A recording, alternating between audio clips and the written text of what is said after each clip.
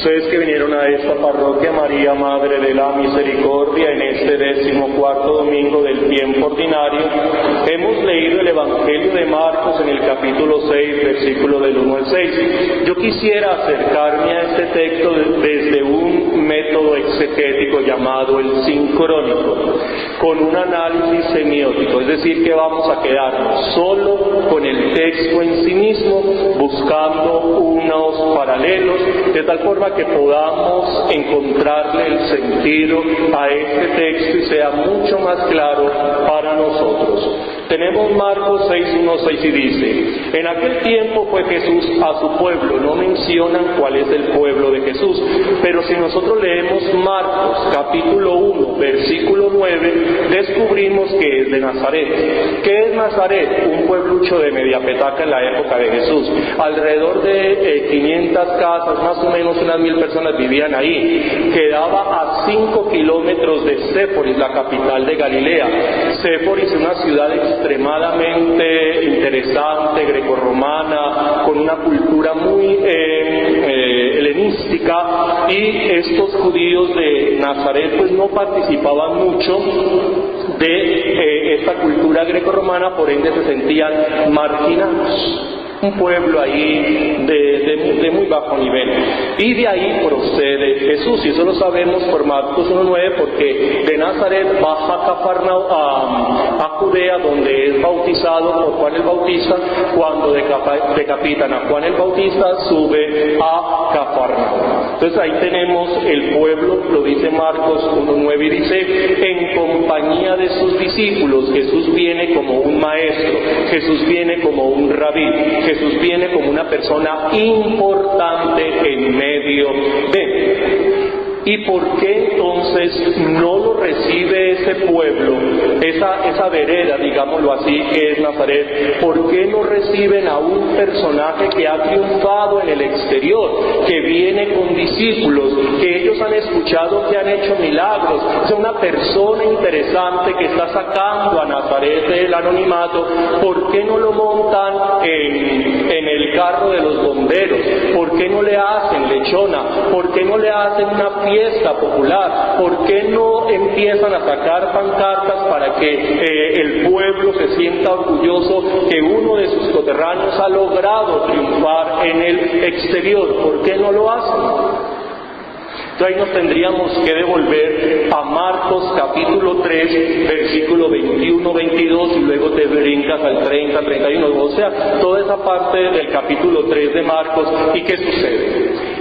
Jesús no es la primera vez que se va o que regresa a su pueblo después de haber viajado a conocer a Juan el Bautista y se va para Cafarnaúm. Él vino a su pueblo, lo relata Marcos capítulo 3 versículo 21, y él estaba predicando, y dice Marcos 3 que se encontraban unos escribas que habían venido de Jerusalén. Entonces hagamos la escena.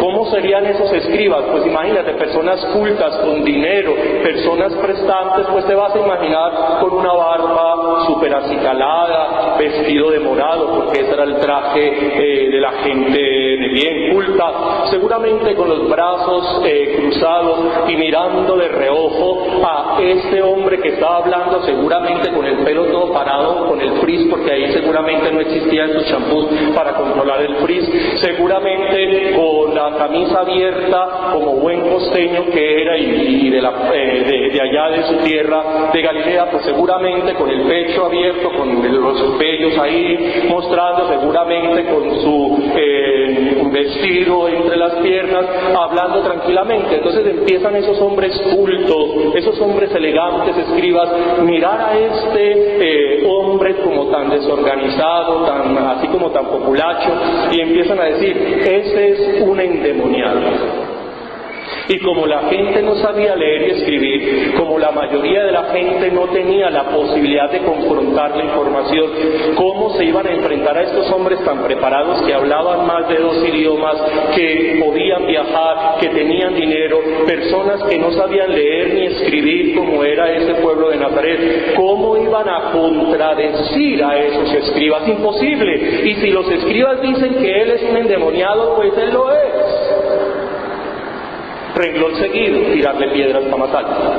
Y Jesús ahí mismo se defiende. Y lo peor, llegan sus familiares, porque eso es lo que dice Marcos capítulo 13. Vienen sus familiares, ay no, qué pena, ay discúlpenos, lo que pasa es que no se tomó el ribotril a tiempo, venga, vamos a calmar, es que el man, él es que está perdido, es que cuando estaba chiquito se cayó, ay no, qué vergüenza. Y Jesús dice, a mí me sueltan, deja de hablar bobadas, y dejen, vayan de aquí.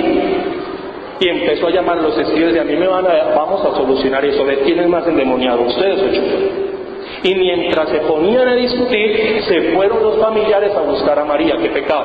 María en la casa de ella, seguramente haciendo las arepas, seguramente haciéndole un buen sancocho a Jesús porque había venido, seguramente pues organizando la casa para que su hijo le encontrara muy bien, seguramente cambiando las sábanas, y llegan los familiares y le dicen, vea, ya está su hijo hablando unas cosas y lo van a matar.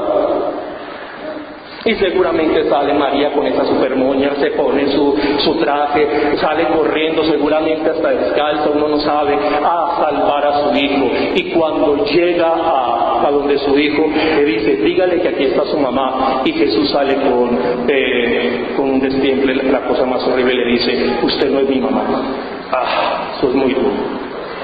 Si usted no cree en mí, si usted no cree en mí, usted no es mi mamá. Mi mamá son estos, mis hermanos son estos, los que escuchan la palabra de Dios y la ponen en práctica. Imagínense la medio cachetadita que le dio.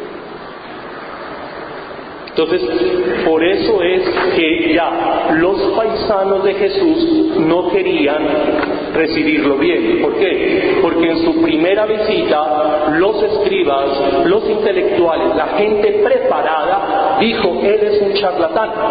Entonces, cuando viene en esta segunda oportunidad, Marcos 6:1-6, ¿qué le dicen sus paisanos? Mira, vos hablas muy bonito. ¿Quién sabe quién te enseñó esas cosas tan maravillosas? Esa sabiduría pues nos descresta, pero anda a conseguir plata afuera como lo está haciendo, no vengas a embobarnos a nosotros acá.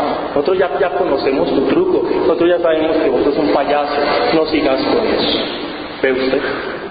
No sigas, tu mamá vivía allí en la esquina, hombre. Mira, tus hermanos los conocemos, a tus hermanas. ¿Qué nos vas a venir aquí a hablar a nosotros? Si nosotros ya sabemos quiénes sos vos, andate para allá afuera, para allá al exterior, que allá te está yendo muy bien, pero aquí no nos vengas con unas ideas bobas y menos aquí pues a tratar de explotarnos. ¿Por qué esta gente no aceptó a Jesús? Porque ya de antemano los escribas le habían hecho una mala imagen. Ahora, que María tuvo más hijos o no, amigo, eso nadie lo puede demostrar. El primer elemento que tenemos que tener claro es que en el hebreo no existe la palabra primo, solo existe la palabra hermano, así se dice hermano en hebreo, No existe la palabra primo, eso no existe en el lenguaje bíblico. En el hebreo sí existe. En el hebreo existe hermanos, adelfos, primos, nepsios, o la tilde al final, nepsios, o nepsioi, que sería el plural, o singenes, que sería parientes. El hebreo sí lo tiene, el griego sí lo tiene, el hebreo no. Entonces alguien podrá decir, pero es que Marcos fue escrito en griego y no en hebreo. Sí, amigo, pero si usted se lee el libro de Marcos en griego, ese griego de Marcos es pésimo. Es pésimo, sobre todo la manera como conecta las ideas es lo más simple que hay.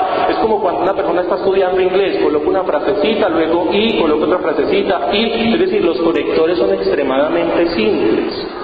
Cuando usted lee el libro de Marcos, en sus 16 capítulos, sobre todo en la parte final, ya el griego es diferente, pero del capítulo 1 al capítulo 15, el griego es pésimo, es una traducción pésima de otra lengua al mundo griego.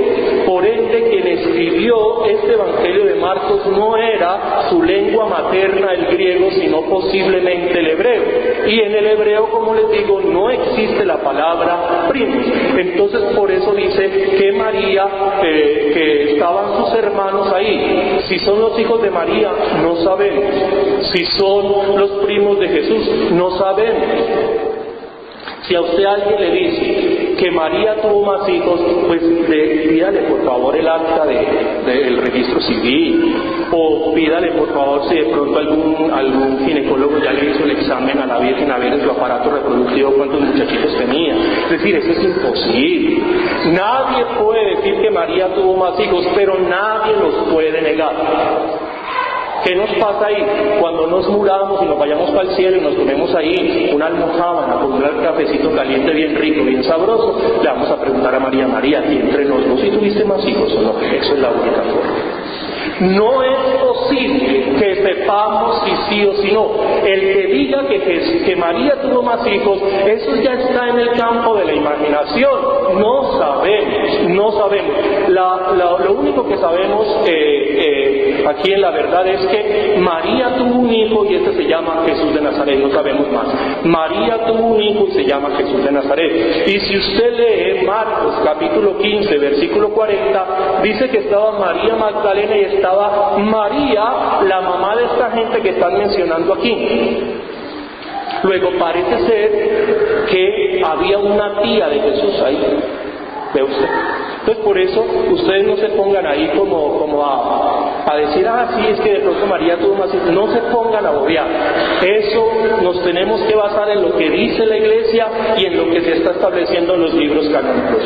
Solo sabemos a ciencia cierta que María tuvo un hijo y este se llama Jesús de Nazaret. Punto. El que diga más de ahí o el que le quite de ahí ya está diciendo cosas que rayan en la imaginación. Eso no lo sabemos y nadie lo puede contradecir, pero tampoco nadie lo puede afirmar. Si María tuvo o no tuvo, no sabemos. Entonces, por eso, quédese en lo convencional, en lo que la Iglesia durante 2000 años ha enseñado para que estemos más seguros y no caigamos en unos insentidos y empecemos a creer en unos mitos que no deben por qué. Y termino con esto. No pudo hacer ningún milagro Jesús ahí porque no le tenían fe. Entonces nosotros tenemos que preguntarnos, luego Dios depende de mi fe, para que los milagros funcionen dependen de mi fe.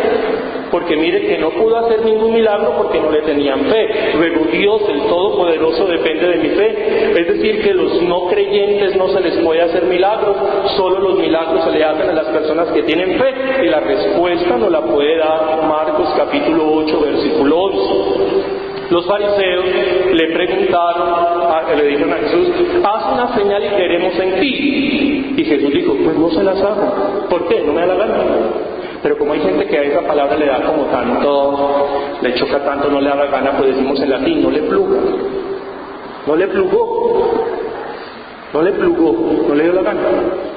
Entonces aquí, ¿qué pasó? ¿Por qué Jesús no pudo hacer milagros? Porque no le dio la gana, no quiso hacer los milagros, no le dio la gana. ¿Esto qué quiere decir? Que la fe no depende, de la fe no dependen los milagros que Dios haga. Usted puede ser una persona muy creyente, pero de pronto no consigue los milagros. Usted puede ser una persona que tenga una fe regularonga y de pronto le saca más los milagros a Dios. ¿Por qué? Vamos a ver. En conclusión, ustedes y yo podemos tener el mismo riesgo que tuvo estos compatriotas de Jesús, que ante un miembro de su comunidad que les vino a traer un mensaje de esperanza, ellos no fueron capaces de verlo porque se dejaron manipular de unos hombres que tenían prestigio, que tenían fama, y dejaron manipularse de ellos. Hoy nosotros, católicos de tradiciones católicas, de principios católicos, también nos dejamos manipular por los medios de comunicación social que hoy tienen el poder. Y mucha gente empieza a creer que somos cristianos por tradición, y mucha gente empieza a creer que no es necesario tener esas expresiones religiosas. Mucha gente dice que yo no necesito venir a misa, yo no necesito practicar los sacramentos, Dios me escucha, yo soy una persona muy religiosa, pero Dios me escucha a mi manera. Empiezan con unos conceptos que son insostenibles desde la racionalidad, y todo todo porque los medios de comunicación empiezan a manipular a la gente, ¿no? Lo importante es que yo sea una buena persona, lo importante es que yo sea solidario, lo importante es que yo le ayude a los demás, yo no necesito ir a ninguna parte.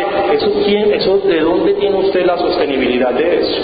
Pero como eso lo están diciendo en los medios de comunicación social, empieza la gente a dudar de su fe, de sus principios, en una sociedad donde tenemos iglesias en cada esquina, donde tenemos sacerdotes en cada esquina que nos pueden confesar, que pueden hacer nuestras exequias, que podemos alimentarnos espiritualmente. Hay gente que dice que viene a esto, es que porque cuando le nace, o que no necesita confesarse porque se confiesa delante de Dios. Empiezan con un montón de cosas donde están siendo manipulados por los medios de comunicación social, por ciertos pensamientos que a veces profesores ahí, porque creen que se leen 4 libros, ya creen que saben mucho y empiezan a confundir a la gente, esos pobres estudiantes que están estudiando a veces hasta en la universidad, y esos muchachos no tienen la capacidad crítica para evaluar si la información es correcta o no. Entonces nos estamos dejando manipular y estamos perdiendo la gracia de Dios.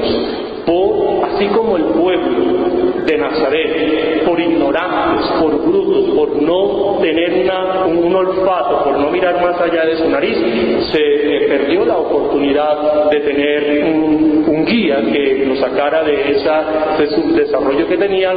Hoy nosotros también, por no confrontar, por no analizar, por tragar entre un montón de cosas que nos dicen, también estamos perdiendo las posibilidades que la Iglesia Católica, a través de su mensaje, nos puede ayudar para salir de unos pensamientos pseudo o sofistas, unos pensamientos sofistas o pseudo verdaderos, o unas cosas que se creen que son verdad pero no lo son. Un pensamiento sofista que nos están enseñando hoy que la Iglesia Católica, con su mensaje, con su doctrina, con su enseñanza, nos puede ayudar a evaluar estos mensajes errados que está lanzando hoy la sociedad y que nosotros podemos determinar que son falsos. El Señor esté con vosotros.